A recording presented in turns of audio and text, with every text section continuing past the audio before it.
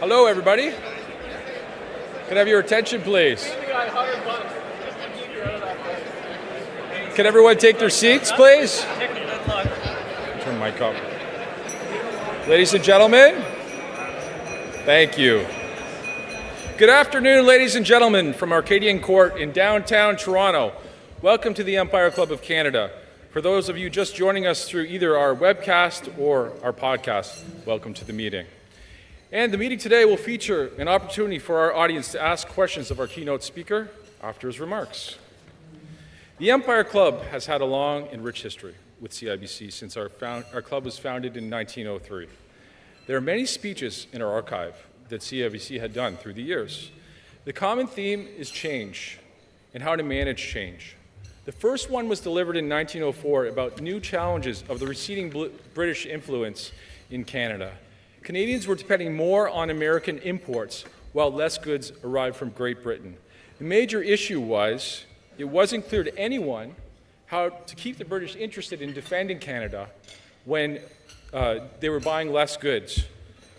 On the other hand, the way to avoid war with the U.S. was to buy more goods from the U.S.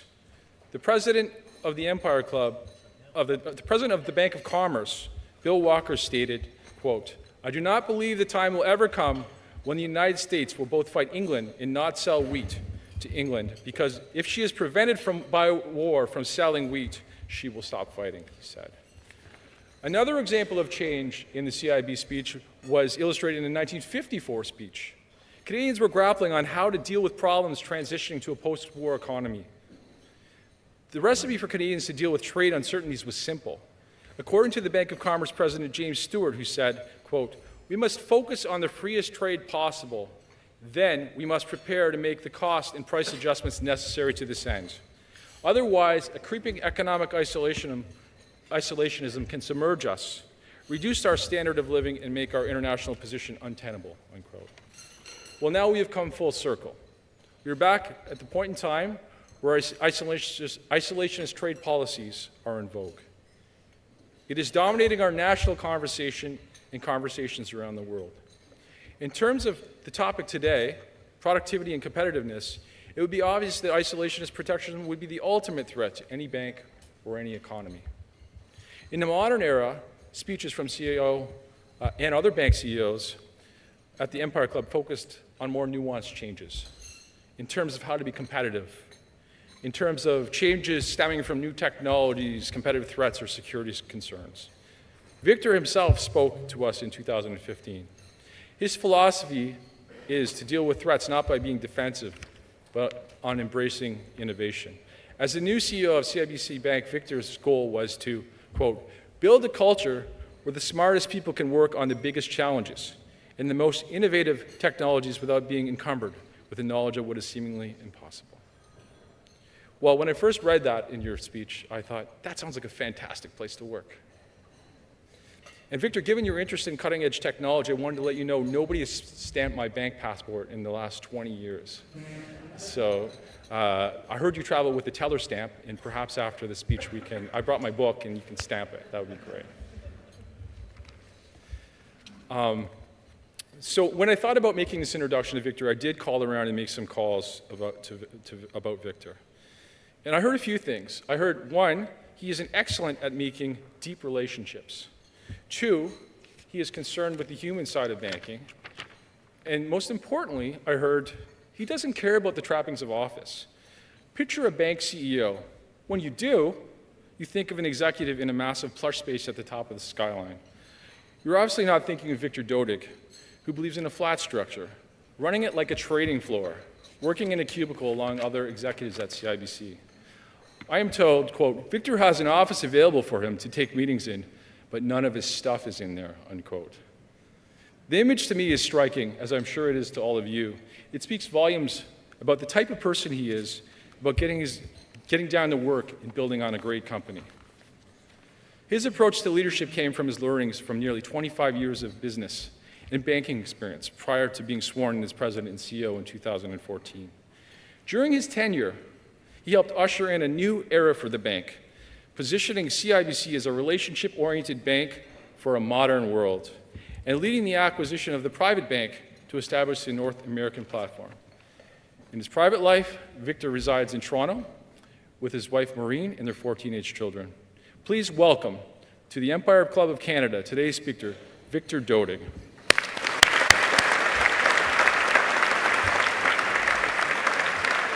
Have fun.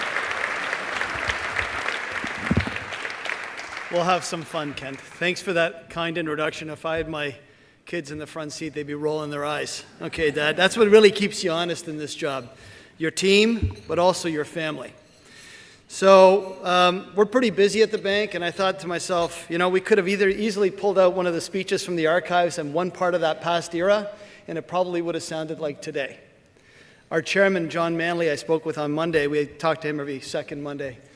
And we're writing a history of our bank. It stopped actually being scripted in 1974. So we commissioned a gentleman who's very good at this to interview all the people who are still alive and capture the history of CIBC from 1974 through to 1999. A very interesting time.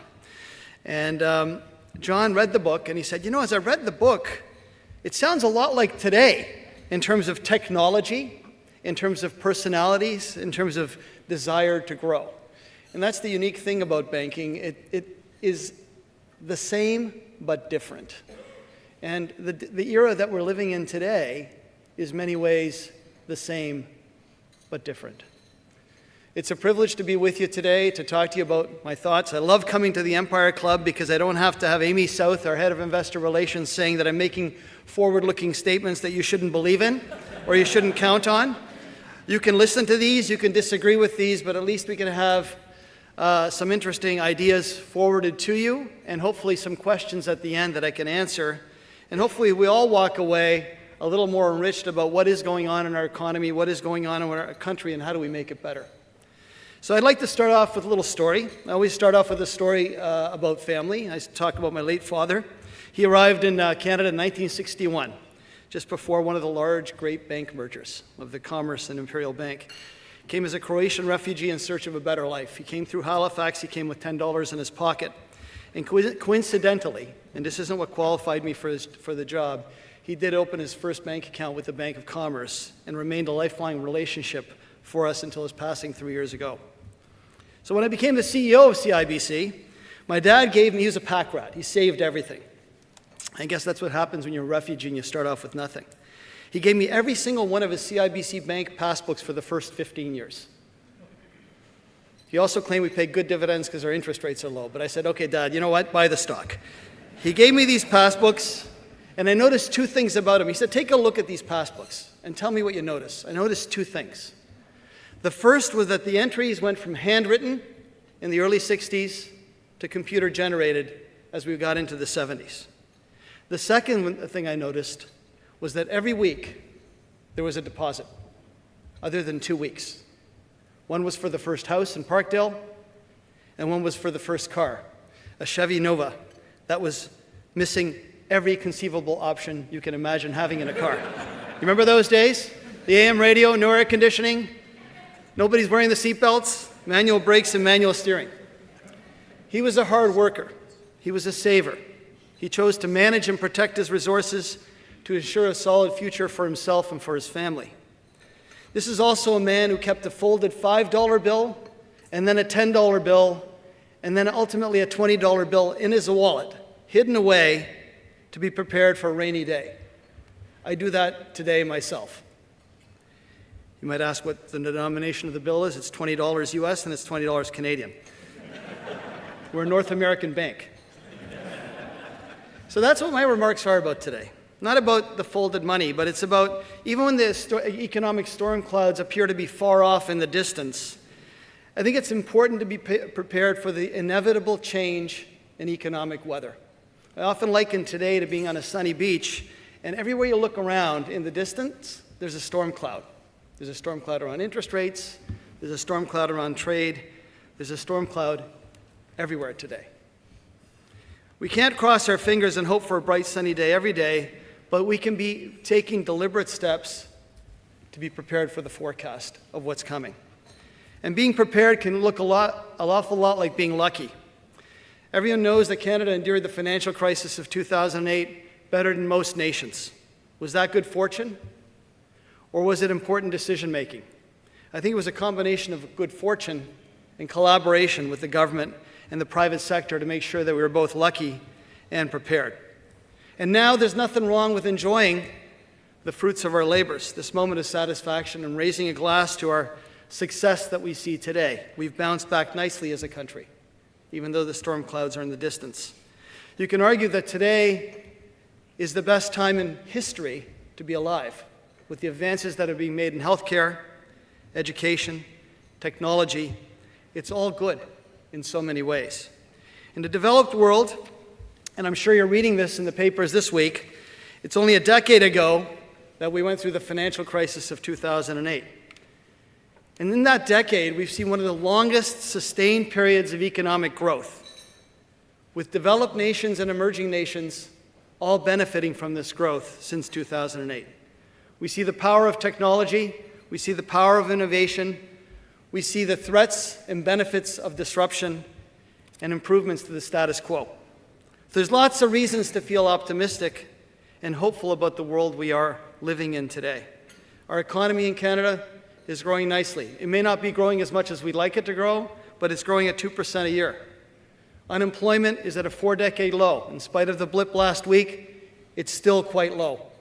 We bounced back from the oil shock of 2015, and our housing market, which used to be the topic of last year, through regulation and through interest rate changes and through consumer changes in behavior, we got a more balanced housing market than we had a couple of years back. Doesn't mean that every Canadian's benefiting. We always have to work on that, but overall, things are looking pretty good. If you look at all the statistics, Canada should feel very good. But having said that, we instinctively know that all good things come to an end. I'm not predicting that the end is coming. But history has taught us that nothing lasts forever, especially when it comes to economic cycles.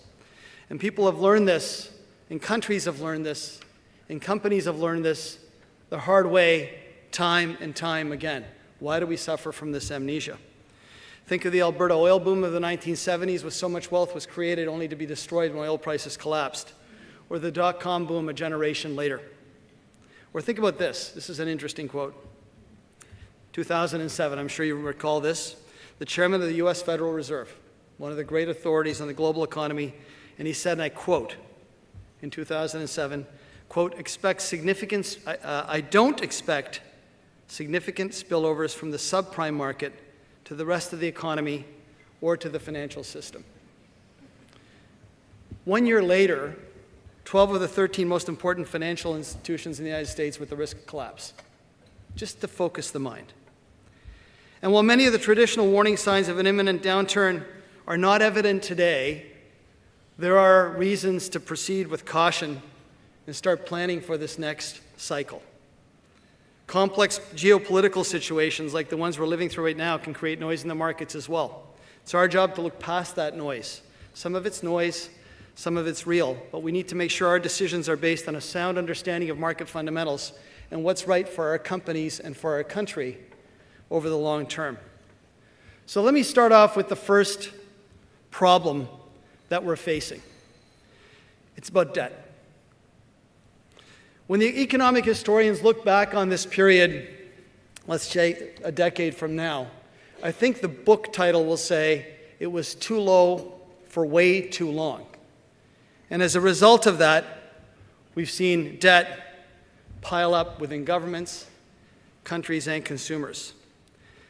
It sounds counterintuitive, but that same debt that helped the world recover is actually infusing risk into the global financial system today.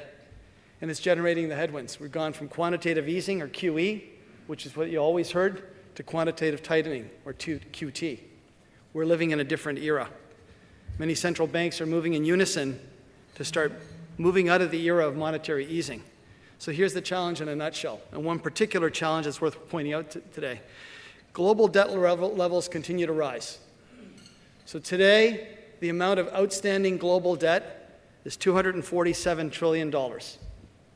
That's not a number to present you with any shock value.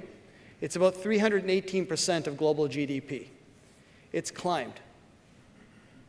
Now, Many that hold that debt, whether they're companies or countries or consumers, can continue to finance it as interest rates rise.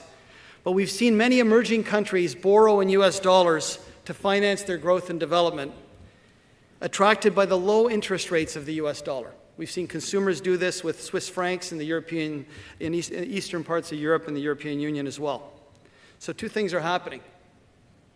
The US dollar is strengthening. Interest rates, while not going up as fast as some may have predicted this year, are going up. And this has caused turmoil in their equity markets as investors flee for less risky alternatives. The situation in Turkey, where the lira has lost over 40% of this value this year, is just one salient example of that. Argentina and Indonesia are also struggling with severely weakened currencies. The Argentinian peso has fallen by 50% since the beginning of the year, and the central bank has raised rates to 60%. I was in Argentina last year for the Christmas holidays with my kids, my wife, and we went to visit the Central Bank of Argentina. I think it was the 27th of December. We didn't actually go to the central bank, we went to see other sites as well.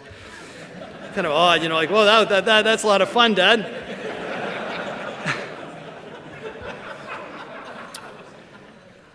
I saw a country that we could have been unless we got our finances under control in the early 1990s. I saw a country with great glory of the past. And that country, I think it was the 28th of December, managed to raise $9 billion US late last year in the international bond market. Sold out, oversubscribed in a day. And yet, less than 9 months later, they're in deep discussions with the IMF on how do we reinvigorate our situation and reinstill confidence in our economy and in our currency. The same thing's happening in Indonesia, starting to happen in India. It's something that's an economic storm cloud. It's out there in the distance. Will it blow our way? What are the implications for us and for other emerging markets? No one quite knows, other than the fact that there is pressure out there and countries and companies are trying to react. You know, to focus the mind, because it always seems like it's a distance, just imagine if you took your mortgage out in US dollars and were paid in Canadian dollars. And just imagine you did that when the Canadian dollar was at par to the US dollar only 10 years ago. You owed US dollars and you had Canadian dollars. That's how those countries and those companies feel today. That's how some of those consumers feel today. And that is just something to get you to focus the mind. Is there an interconnection with our market? Will Canada, Australia, and New Zealand be thrown in as another emerging market? I don't know. But I do know we have to take action to strengthen our economy so we're not seen that way. It's worth mentioning that we went through this in 1998, similar but different. Emerging markets borrowing in foreign debt, and then we went through a big boom, a big bust rather, and that was also augmented by long-term capital management. So what's happening in Argentina, in Turkey, and Indonesia can't be seen as an isolated event. It should give us impetus to continue to focus to strengthen our economy. And today, I think there's a real serious global challenge of this low interest rate party developing a big hangover of debt that'll be difficult to be returned. You see it also emerging in Italy, in the European Union, a linchpin of the European Union, with a new populist government in place looking to push the rules of what the European Union wants. You see this happening in US debt markets, where covenants are being relaxed and continue to be relaxed. You see the bulge of maturities in US high-yield investment grade and corporate debt of going from $393 billion this year to almost $1 trillion in 2020. And when that matures, will they be able to roll over that debt at the same interest rate they have today, or will it have increased? So no matter what ultimately triggers the next economic slowdown, I think we got to continue to work to prepare Canada for the future. We're a small country with a lot of promise. How do we do that? I'm just going to share two fundamentally broad themes on what we should be focusing on. Our economy is increasingly moving to a service-based economy, where the largest factor input in terms of our GDP is human capital. I think we need to increase the number of people that we welcome to our country and improve the educational outcomes so that companies that need skilled trades are getting the skilled trades educated in the proper way. There are gaps there. There are real gaps in the numbers. So I don't want to bore you with a lot of statistics, but I will tell you this. In the early 60s, women in Canada gave birth to 2.7 children on average. Today it's 1.6. We all know that economic growth and GDP growth comes with population growth. That's not a good fact. But we can change that, not just through birth rate, but through immigration. In the 1990s, less than half our population growth came from immigration. Today it's more than 75%. So think about that. Think about welcoming more people into our country. At a time in the world where others are saying no, I think Canada, with its point system, needs to do even more to continue to attract the best and the brightest to our country as labor becomes a larger factor input into our country. We see it in the statistics today. Unemployment in and of itself is low, as I mentioned earlier. But we see 400,000 unfilled jobs. Canadian Federation of Independent Business recently stated that there's 400,000 unfilled jobs in the country, unfilled for 4 months or longer. How do you grow an economy where there's no minds in those seats to help grow those companies? Businesses are finding it harder to find skilled trades, not just in the technology sector, but also in the tool and die sector, sectors that are vital to the auto parts sector.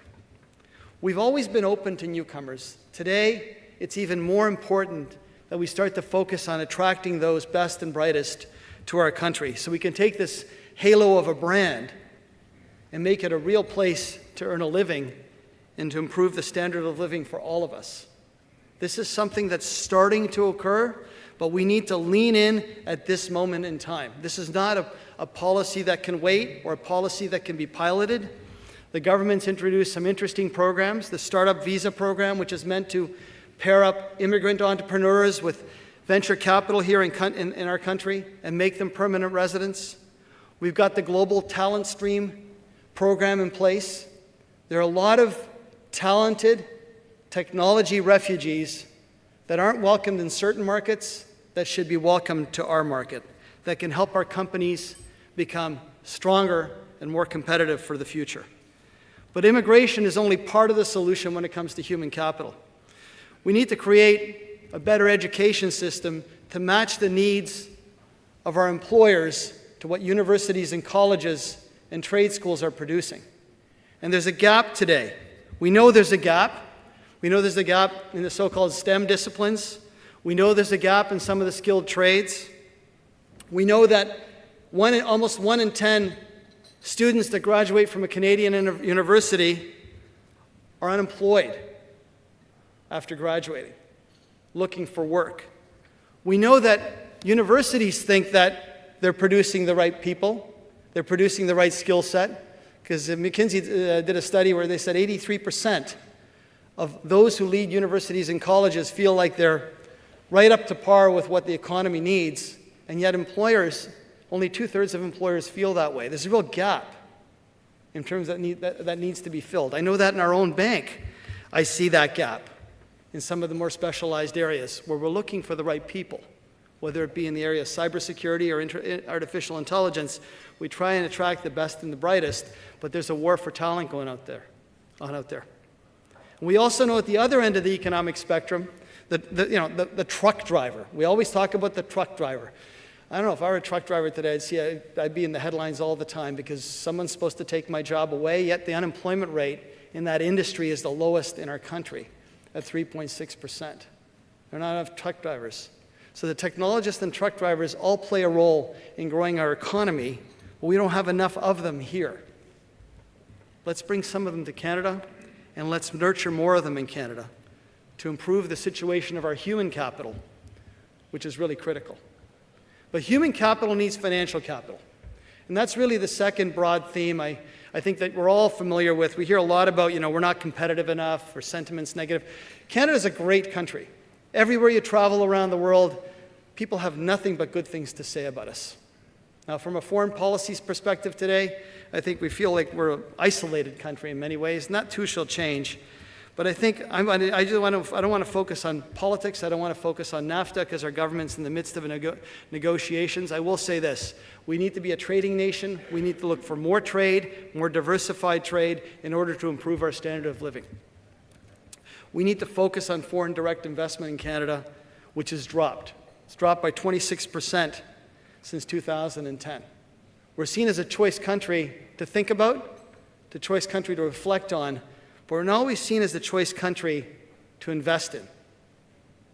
The U.S. tax cuts have put an additional focus on our country. They've rolled back taxes, they've rolled back regulation, they've created trade uncertainty. But some of the problems we've created are on our own. Some of it's on us. The Trans Mountain Pipeline is one example of that, where we need to get our energy to global markets. I'm the first one to advocate for a greener Canada, a more environmentally responsible Canada. But I also look at the facts, and 100 million barrels of oil is being consumed a day around the world, and it's not dropping just yet. So we can do our part to continue to be that environmentally responsible country, but we can also do that part to broadcast to the world that we produce this energy more responsibly than many. And let there be no doubt about it, we need that stable, patient, long-term capital to survive. We need to harness our natural resources, the family business, and the new economy, the future business, to make Canada a long-term success. It's not just about AI, it's not just about technology, it's about taking the old and the new and building a Canada for the future. And finding that right balance, our economic interests, our environmental interests, and our security interests, to stay competitive, but to be seen as that responsible country. When I speak with business leaders and clients around the world, and I have great fortune to travel and meet these people, despite many unique perspectives, they find common ground in their feelings about investing in Canada. Either they don't know where to invest, or they're a little bit concerned about our tax competitiveness or our regulatory burden. We're a great people, but I'm not so sure I want to put my money there just yet. And you see that happening in the numbers. Lack of clarity on foreign investment rules is also hampering our ability to attract investment. And as a result, they're hesitant. They're hesitant to commit for the long term when we have real opportunities to attract that capital and marry it up to human capital. This brand halo can only go so far. They need confidence. They need an element of certainty. They need to know the rules. They need a clear understanding of how things get approved. And as a country, we need a regulatory system that's efficient and effective. And we need our approval systems to work better and to work more predictably, because they have other choices. There are other places in the world that are great places to invest in, where the returns and the rules are more certain. They're clear. We need to move quickly on decisions. At this point in time especially, as we're getting toward the end of an economic cycle, we need to be attracting that capital. We need to be attracting those people to our country to help cushion us during the downturn. And there will be a downturn. And that's how we begin to prepare ourselves. So time is of the essence. And while I have the stage here, I want to focus on three other smaller ideas that I think I've heard from many clients and many investors that we need to begin to focus on and implement as soon as possible. The first one is our federal government should allow companies to expense their capital investments within a year. With U.S. tax reform, our corporate tax rates, which used to be a competitive advantage, are no longer an advantage. They're more or less equal to those in the United States. But Section 179 of the Tax Act has made it now an opportunity for investors to write off those capital investments within a year in the United States. And with the repatriation of cash balances from companies in the U.S. under this tax reform and the impetus to invest, it's only logical that investors look at it and say, this is the best return on my capital. But if we can do that here, we'll have an equal chance of attracting some of it because some of the other qualitative factors about our country. Second, while we work to establish a free trade agreement, with a modernized agreement with the United States and Mexico, and we have one with CETA, I think we have to look to home and move meaningfully in removing all interprovincial trade barriers. It's an embarrassment to our country to have these barriers, some of which go back to before the Empires Club existed. The world has changed, but the interprovincial trade barriers remain. How can we be more competitive with those barriers in place? By removing them, we'll generate more economic growth, which will allow our companies and our governments to invest for the future. And third is infrastructure. We talk a lot about infrastructure. We have an infrastructure bank.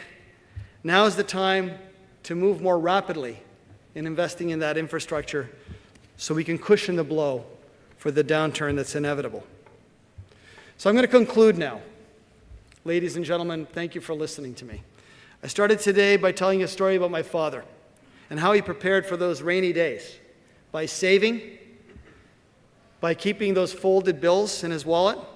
And I want to end by sharing the story of another Canadian, not a politician, not a CEO, not an industrialist, but another one that exhibited the same tendency of being prepared for the inevitable, and that's A.Y. Jackson. I'm sure some of you own his paintings or prints. He's a famed member of the Group of Seven. We have much of this work in our archives. He visited some of the country's remote places and the harshest places to capture its stark beauty. His trips would often last for weeks or longer. They were tough slogs. He had to travel light. He had to be prepared. When it came to preparation, each journey informed the next, just like every economic cycle should inform the next. He learned from Tom Thompson on how to get by at night without a tent or a blanket. He used his boots, prospector boots, for a pillow instead of carrying around a pillow.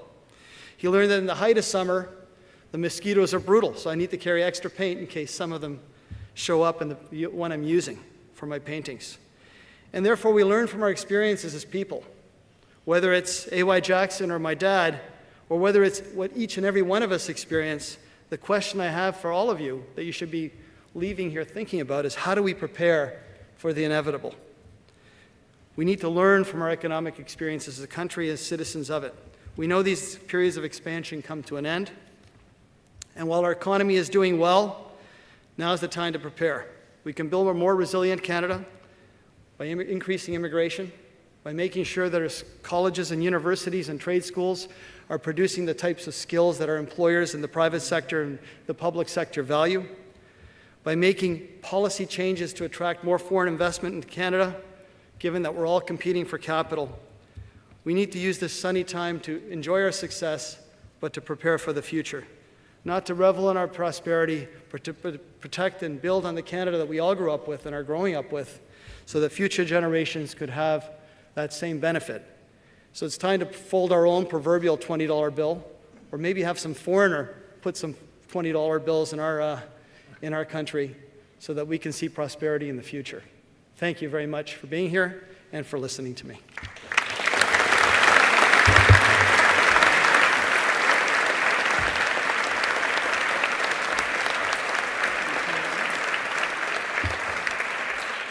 Take some questions, everybody. And I think there's two microphones here. Bill and Marie have microphones. And if you could introduce yourself and your organization, that would be helpful. Thank you.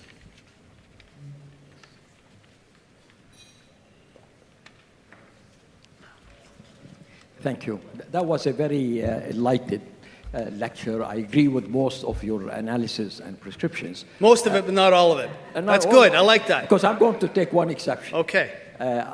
I agree that upgrading, improving our human capital is a right strategy. But blaming the universities is unreasonable. Why would you expect universities to generate the mix of skills that the labor market would take when it takes 5 years to train a student, and this is for a job that is not likely to be there, or a skill that is likely to be obsolete? The university should really focus on one important skill, and this is critical minds. This is creativity. Anything that would really go just to serve a labor market that's uncertain, where technology and changes are overriding dynamics, I think is unreasonable.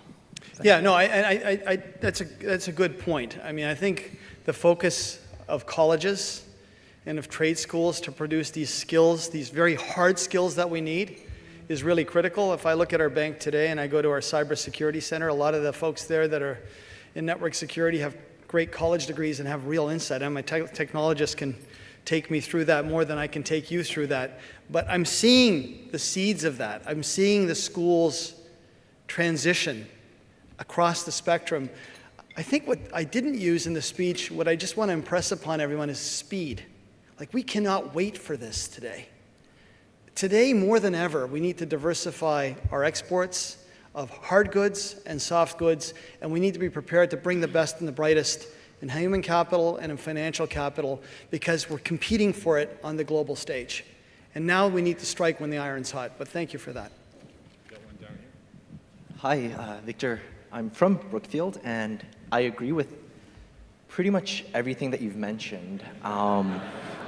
And I'm not just saying that to agree with you, but one of the questions I had was, it seems that your speech was almost like a call to arms, and given that in Canada we live in a democracy, action has to be rooted in politics. And I know you didn't want to get too political in your speech, but how would you reconcile kind of the friction when you go out into the street and speak to the average voter? It seems like they're more interested in, you know, this summer's buck a beer policy than they are in terms of like the complex foreign policy sort of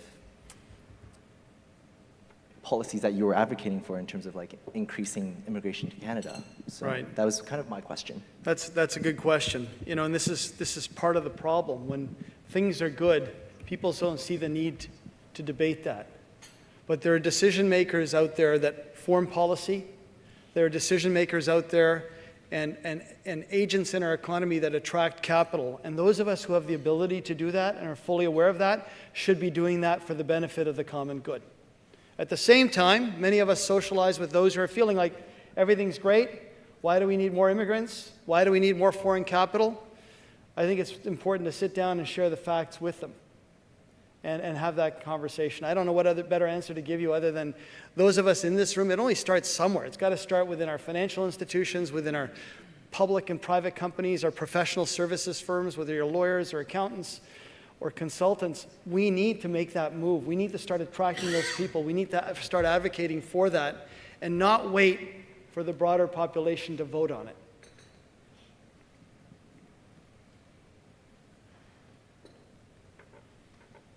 You have one question down this way.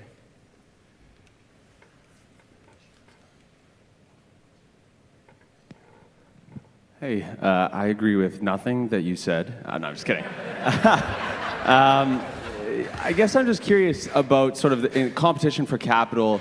I guess we've sort of seen sort of deficits increase as we, drop tax rates lower in certain circumstances. So I guess I just wonder, what do you see as relationship between lower tax rates, increased deficit, and sort of where maybe a comfortable place would be? Eric, right? Yes. Yeah, okay. I met Eric earlier. Eric's very good. He kind of waits for you when you come in. He has a question at the end. He's an insightful man. He's doing some interesting things. I don't know what the revenue curve looks like in terms of tax rates and in terms of economic stimulus. I do only know one thing. I speak to clients regularly in my job. I do it myself, I do it with my team, and increasingly what I'm hearing, and I'm not here to kind of scare anybody, but you hear them say, look, I like it here, I like our businesses here, but the opportunities and the returns are better south of the border. They're not talking about going further out. They're talking about the near abroad. And I think that, to me, should be a siren call that money is here, it will leave. And I can't see any upside to it leaving.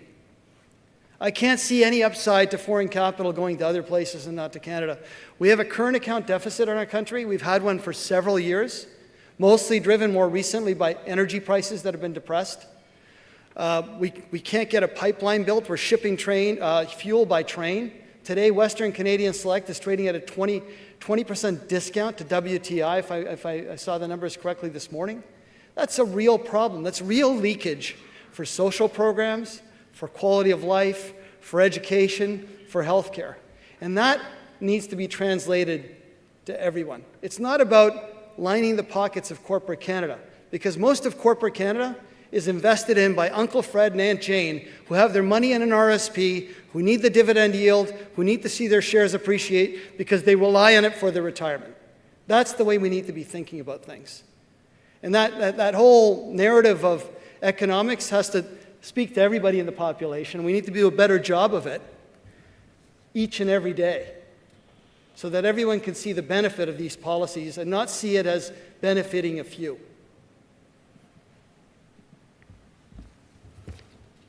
Now I sound like an angry guy, but I'm not. I'm actually quite optimistic about our future and about Canada. So thank you very much for your time. Thank you.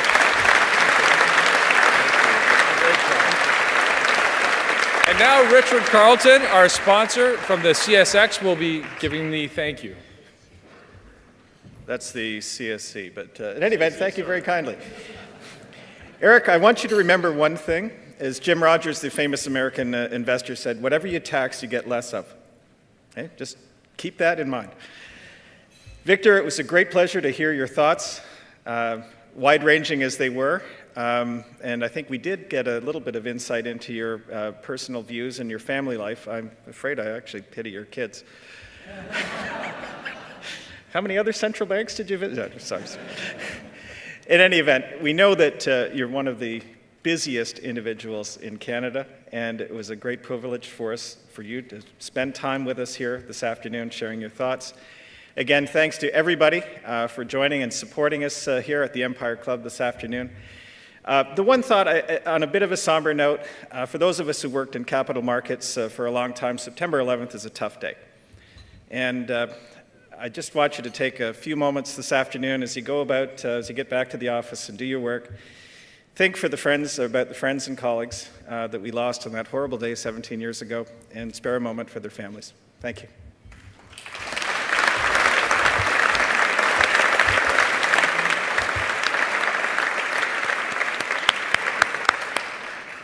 Two quick announcements. Tomorrow we have an event featuring James Villeneuve, the Consul General of Canada to Los Angeles, taking place at the King Edward. I believe that might be sold out, but we're about to post Ontario's new Attorney General, Caroline Mulroney. October 9th, we'll be hosting Caroline Mulroney. So look towards the end of the week. It'll be on our website. Thank you for joining us today. The meeting is now adjourned.